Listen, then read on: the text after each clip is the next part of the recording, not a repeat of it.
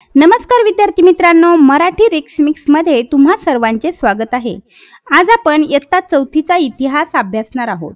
इयत्ता 4थी मध्ये छत्रपती शिवाजी महाराजांचा इतिहास दिलेला आहे। यावर अनेक वेळा अनेक प्रश्न विचारण्यात आलेले आहेत। संपूर्ण पुस्तकाच्या शॉर्ट नोट्स आम्ही या ठिकाणी घेत आहोत, तेव्हा हा व्हिडिओ शेवटपर्यंत पहा। या बाहेरचा प्रश्न विचारला जाणार नाही याची 100% खात्री देते तुम्हाला।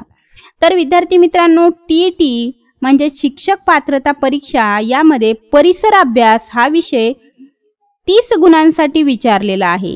तेव्हा जी काही आम्ही परिसर अभ्यास या विषयाशी निगडीत सिरीज चालू केलेली आहे, ती जर तुम्ही व्यवस्थितरित्या पूर्ण पाहिली तर तुम्हाला कमीत कमी 25 ते 28 गुण मिळतील, यात शंका नाही।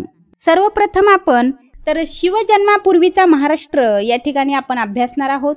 शिवाजी महाराजांचा जन्म होण्या अगोदर महाराष्ट्राची काय अवस्था होती ते आपण या ठिकाणी पाहूया। तर बघा, शिवाजी महाराज ज्या काळात होऊन गेले तो काळ होता मध्ययुगाचा। तर आपल्याला असा प्रश्न विचारला जाऊ शकतो की शिवाजी महाराजांचा काळ कोणता होता। त्याचबरोबर आपल्याला नेहमी प्रश्न विचारतात की 5वीचा इतिहास कोणत्या युगाचा होता, 6वीचा इतिहास कोणत्या युगाचा होता। तर सर्वप्रथम तुम्हाला सांगते की 4थी आणि 5वी यामध्ये इतिहास हा सेपरेट विषय नाहीये। त्यामध्ये भाग 1 परिसर अभ्यास भाग 1 आणि परिसर अभ्यास भाग 2 असे भाग पाडलेले आहेत। त्यानंतर 6वीला इतिहास हा सेपरेट विषय आहे। तर 6वीचा इतिहास हा प्राचीन भारताचा इतिहास आहे। लक्षात असू द्या, 6वीचा इतिहास हा प्राचीन भारताचा इतिहास आहे, 7वीचा मध्ययुगाचा इतिहास आहे। त्यानंतर 8वीला आधुनिक भारताचा इतिहास आहे, आधुनिक भारताचा। तर आपल्याला 8वी पर्यंतच विचारतात, तरी सुद्धा 9वीला स्वातंत्र्योत्तर काळाचा इतिहास आहे, लक्षात असू द्या। त्याचबरोबर आपण या ठिकाणी 4थीला छत्रपती शिवाजी महाराजांचा इतिहास पाहत आहोत। त्यानंतर आपल्याला 7वीला देखील छत्रपती शिवाजी महाराजांचाच इतिहास अभ्यासायचा आहे। तर जसं पात्रता किंवा कुवतीनुसार 4थीच्या विद्यार्थ्यांच्या पेक्षा जास्त विस्तृत वर्णन इयत्ता 7वी मध्ये केलेलं आहे। आपण तो देखील व्हिडिओ लवकरच अपलोड करणार आहोत। तर चला सुरुवातीला अगोदर शिवजन्मापूर्वीचा इतिहास पाहूया। तर बघा, शिवाजी महाराजांचा जन्म होण्या अगोदर रयत ही काय नव्हती, सुखी नव्हती। उघड उघड सण उत्सव साजरा करणे मान्य नव्हते, पूजा अर्चा करणे देखील धोक्याचे होते। रयतेला पोटभर अन्न सुद्धा मिळत नव्हते, राहायला सुरक्षित निवाराही नव्हता, सगळीकडे अन्याय माजला होता। महाराष्ट्रात ठिकठिकाणी देशमुख, देशपांडे इत्यादी वतनदार होते, पण रयतेकडे त्यांचे लक्ष नव्हते। देशावर त्यांचे प्रेम नव्हते, प्रेम होते फक्त वतनावर, जहागिरीवर। वतनासाठी ते एकमेकांशी भांडत, लढाया करत, यात रयतेचे खूप हाल होत। या साऱ्या गोष्टीमुळे रयत त्रासून गेली होती, सगळीकडे अंधाधुंदी माजली होती। परंतु अशा काळात देखील काही कल्याणकारी राजे किंवा राजवट होऊन गेली। मग ते कोणते राजे होते? तर आपल्याला प्रश्न विचारला जाऊ शकतो की शिवजन्मापूर्वीचा जो काही महाराष्ट्र होता त्यामध्ये कल्याणकारी राजे कोणते होते?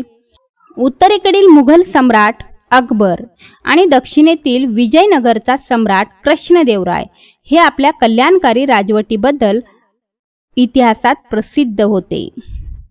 तसेच यांच्या पाठोपाठ किंवा यांच्यानंतर छत्रपती शिवाजी महाराजांचे नाव देखील मोठ्या गौरवाने घेतले जाते। तर बघा, छत्रपती शिवाजी महाराजांच्या पूर्वी जवळजवळ 400 वर्ष, किती? जवळजवळ 400 वर्ष महाराष्ट्रामध्ये स्वातंत्र्य नव्हते, म्हणजे परकीयांचे आधिपत्य होते। महाराष्ट्राचा बराचसा भाग हा अहमदनगरचा निजामशाह आणि विजापूरचा आदिलशाह या 2 सुलतानांनी वाटून घेतलेला होता। तर स्वराज्य निर्माण करण्यासाठी अहोरात्र परिश्रम घेणारे ते छत्रपती शिवाजी महाराज, स्वराज्य संकल्पक म्हणजेच शहाजीराजे, आणि जिच्या कुशीतून स्वराज्याचं देखणं स्वप्न साकार झालं त्या राजमाता राष्ट्रमाता माँसाहेब जिजाऊ यांनी स्वराज्य निर्मितीस कशा पद्धतीने खतपाणी घातले। त्याचबरोबर शिवाकाशीत बाजीप्रभू देशपांडे, मुरारबाजी देशपांडे, तानाजी मालुसरे यासारख्या स्वामीनिष्ठांच्या देशभक्तीमुळे स्वराज्याचे स्वप्न साकार झाले, याची माहिती आपण सविस्तर घेणार आहोतच। त्या अगोदर आपण संतांची कामगिरी पाहूया। संतांची कामगिरी हा जो काही धडा आहे यावर बऱ्याच वेळेस बरेच प्रश्न विचारण्यात आलेले आहेत. चला तर मग सुरुवात करूया.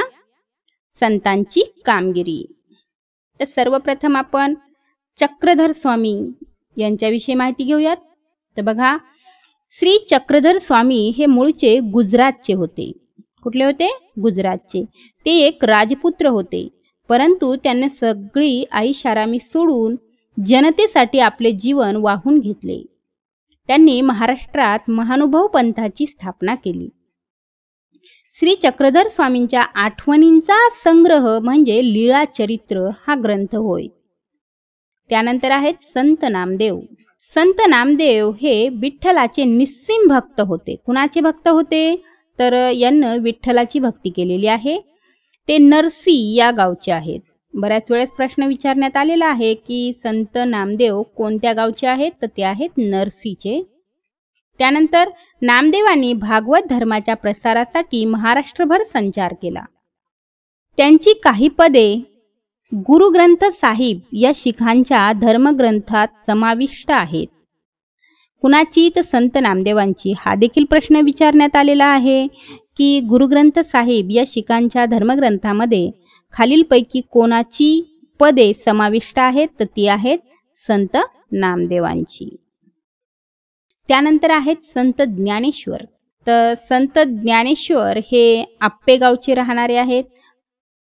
राहणार कुठले आहेत हा प्रश्न बऱ्याच वेळेस आलेला आहे. तर संत ज्ञानेश्वर हे आप्पेगावचे आहेत. निवृत्तीनाथ सोपानदेव हे त्यांचे बंधू आहेत. तर त्यांच्या बहिणीचे नाव काय आहे? मुक्ताबाई असे आहे.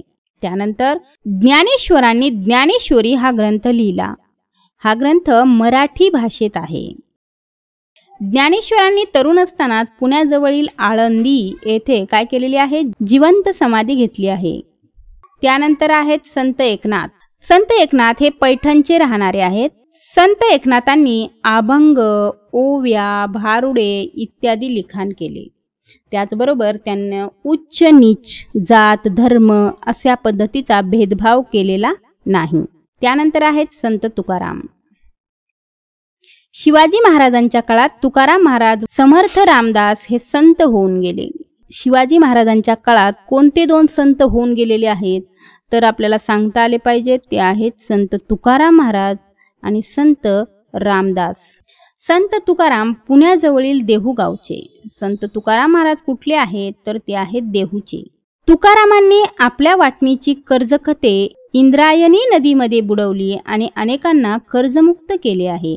हा देखील प्रश्न विचारण्यात आला होता की संत तुकाराम महाराजांची जी काही कर्जखते आहेत ती कोणत्या नदीमध्ये बुडवली? तर ती इंद्रायणी नदीमध्ये बुडवली. त्यानंतर समर्थ रामदास यांच्याविषयी आढावा घेऊया. तर बघा, जय जय रघुवीर समर्थ अशी रामदासांची गर्जना घुमत होती. म्हणजेच समर्थ रामदासांचे प्रसिद्ध असे वाक्य जय जय रघुवीर समर्थ हे आहे. तर आपल्याला प्रश्न विचारला जाऊ शकतो की जय जय रघुवीर समर्थ हे वाक्य कोणाचे आहे? तर ते आहे समर्थ रामदासांचे.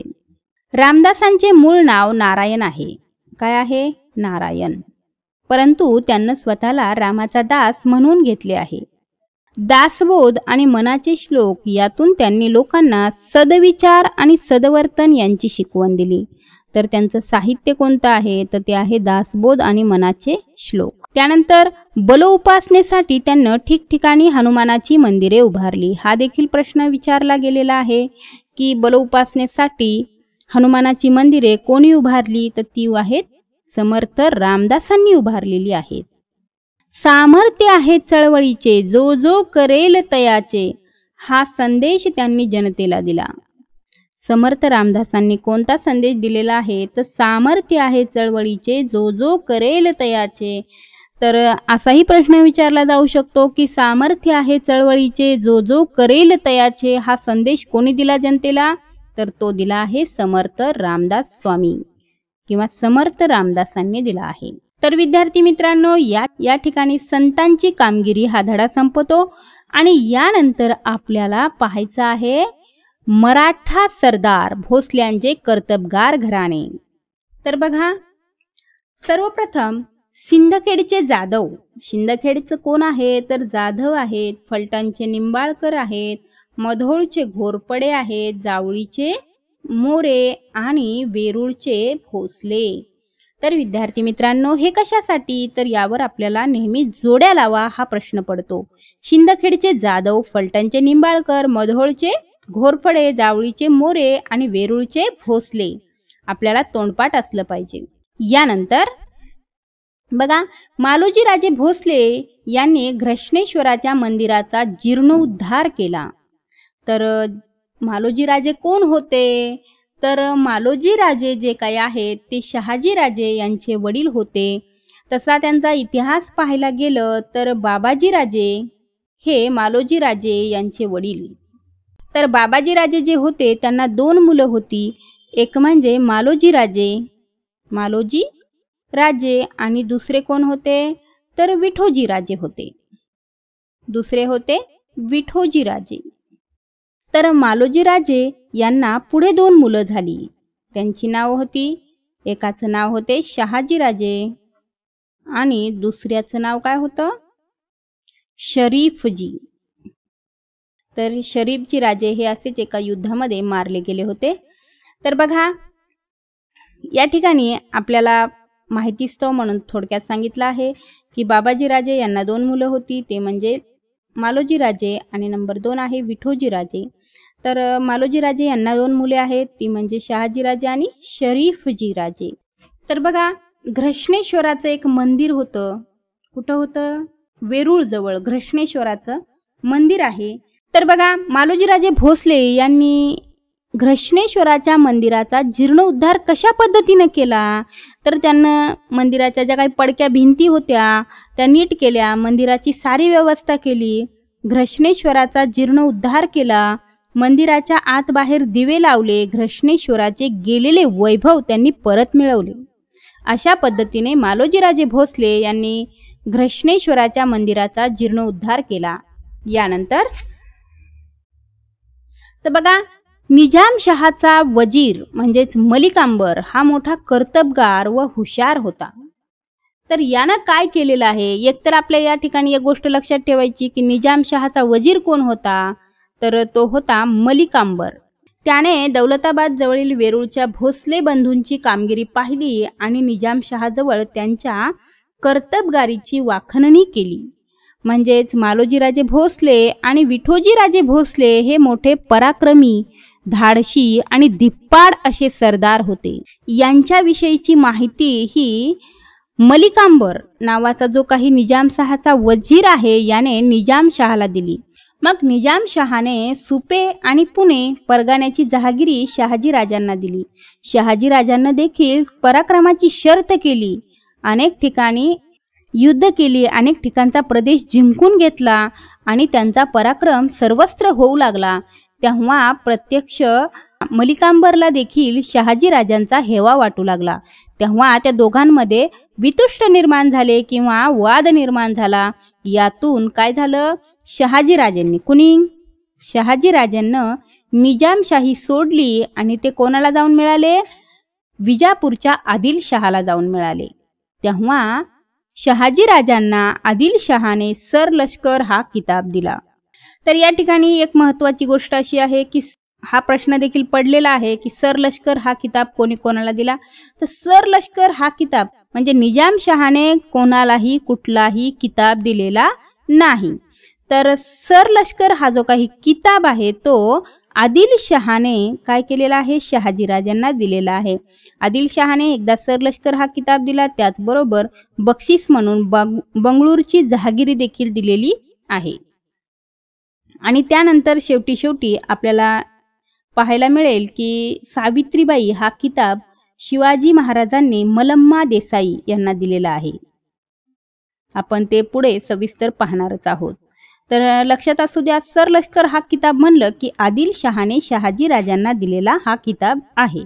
यानंतर शिवरायांचे बालपण.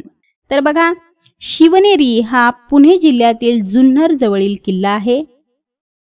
विजयराज हे शिवनेरी किल्ल्याचे किल्लेदार होते. जेव्हा शिवाजी महाराजांचा जन्म शिवनेरी किल्ल्यावर झाला तेव्हा शहाजी राजांच्या मागे खूप धावपळ होती. तेव्हा शहाजी राजांना जिजामातीला कुठं ठेवायचा हा प्रश्न पडला. तेव्हा त्यांनी शिवनेरी किल्ला निवडला आणि शिवनेरी किल्ल्याचे किल्लेदार हे विजयराज होते. म्हणजेच त्यांच्यावर खूप मोठी जिम्मेदारी त्या ठिकाणी शहाजीराजांनी टाकलेली होती. त्यानंतर फाल्गुन वैद्य तृतीया शके 1551 म्हणजेच इंग्रजी वर्षाप्रमाणे 19 फेब्रुवारी 1630 रोजी शिवनेरी किल्ल्यावर जिजामाताच्या पोटी शिवरायांचा जन्म झाला. म्हणून त्यांचे नाव काय ठेवले? शिवाजी असे ठेवण्यात आले. शिवराय मावळ्यांच्या मुलांसोबत कोणते खेळ खेळत होते? तर ते खेळत होते लपंडाव, चेंडू, भवरा. ही खेळ शिवराय मावळ्यांसोबत खेळत होती. हा देखील प्रश्न विचारण्यात आलेला होता.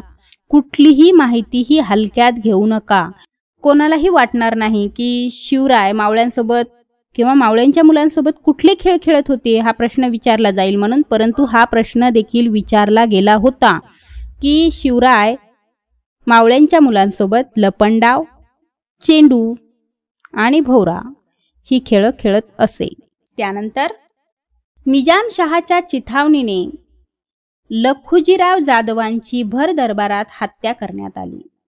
तर बघा, जेव्हा शहाजीराजे भोसले यांच्यामध्ये आणि मलिकांबर यांच्यामध्ये वितुष्ट निर्माण झाले किंवा वाद निर्माण झाले, तेव्हा शहाजीराजांनी निजामशाही सोडली आणि ते आदिलशाहीमध्ये निघून गेले.